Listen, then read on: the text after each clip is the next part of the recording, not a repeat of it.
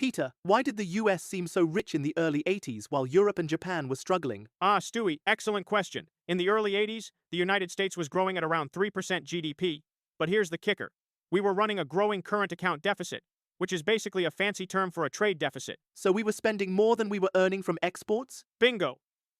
And whenever a country runs a deficit, it has to attract investors to cover the gap.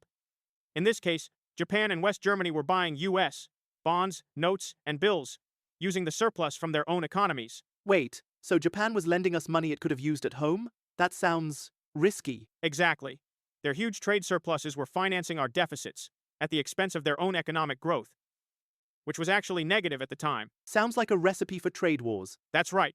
To prevent protectionism and trade conflicts, the US needed to manage its debt to foreign investors. Luckily, inflation and interest rates were low, so repayment wasn't impossible. The only thing needed was for the US dollar to depreciate. And why is that? The dollar was too strong, which made our debt cheap to repay, but worsened the trade deficit.